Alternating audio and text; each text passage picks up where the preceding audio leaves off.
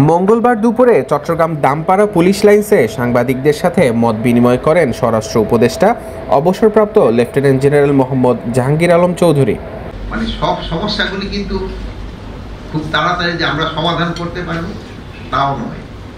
Bank তো একটা indicator, share মার্কেটগুলি কিন্তু ইন্ডিকেটার, এগুলিতে দেখলেই কিন্তু আপনারা সবাই শিক্ষিত মানুষ। মত বিনিময় সভায় আরও উপস্থিত ছিলেন পুলিশের আইজিপি মইনুল ইসলাম, র্যাবের ডিজি অতিরিক্ত আইজিপি AKM শহীদুর রহমান সহ আইন শৃঙ্খলা রক্ষাকারী বাহিনীর ঊর্ধ্বতন কর্মকর্তারা।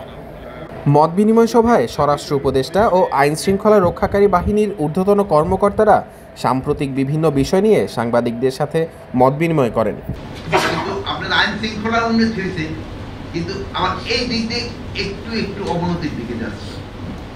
বাট এটা যে আগের মতো ফিরে আসছে আমি তা বলবো না, আগের থেকে অনেক ভালো আছে। সেটা আমাদের দায়িত্ব, এবং যারা এখানে ক্রিমিনাল অ্যাক্টিভিটিস করবে তাদেরকে আইনের আওতায় আনা সেটা আমাদের দায়িত্ব। আমি আপনাদের সাফল্য কামনা করি। স্যার এখানে উপস্থিত রয়েছেন, স্যার এখানে আপনাদের সবাইকে সুনির্দিষ্ট দিক নির্দেশনা দেবেন, আমরা সেই দিক নির্দেশনা কাজ করবো। ইন্ডাস্ট্রিয়াল সেক্টরে যে অস্থিরতা, সেখানেও আমাদের আইনশৃঙ্খলা বাহিনী, আমাদের বাহিনীর যারা আছেন সবাইকে সলভ করতে হচ্ছে। যে কোনো সামাজিক ইস্যু, যে কোনো দুর্গাপূজা থেকে শুরু করে মাইনরিটি ইস্যু বা যে কোনো ইস্যু করি না কেন, আমাদের ভূমিকাটা অনেক বেশি। সব জায়গায় গেলে আমরা এই কথাটা শুনি।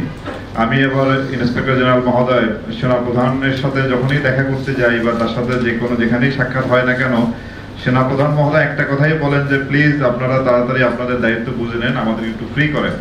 এবং এই প্রায় 101 দিনের মধ্যে আমাদের হয়তো কিছুটা উন্নতি হয়েছে, এবং আমরা হয়তো দাবি করতে পারি যে না আমরা তো ভালো মতোই কাজ করতেছি, বাট পাবলিক পারসেপশনটা কি? পাবলিক পারসেপশন এখনো যে পুলিশ ঠিক মতো কাজ করতেছে। কেন কাজ করতে পারতেছে না, এই প্রশ্ন যদি আমরা আমাদেরকে করি, আমরা হয়তো অনেকগুলো কারণ দেখাবো যে আমাদের মনোবল ভেঙে গিয়েছিল, আমাদের লজিস্টিকের অনেক ক্ষয়ক্ষতি হয়েছে, আমাদের যানবাহন বিল্ডিং অনেক ক্ষয়ক্ষতি হয়েছে, আরো নানাবিধ আমরা কারণ দেখাতে পারবো যে এই কারণে আমরা ঠিক মতো কাজ করতেছি না। বাট এই যে মনোবল ভাঙা 101 দিন কিন্তু একেবারে কম সময় না। ফাহাদ ইবনে মাহমুদ, চট্টলার খবর, চট্টগ্রাম।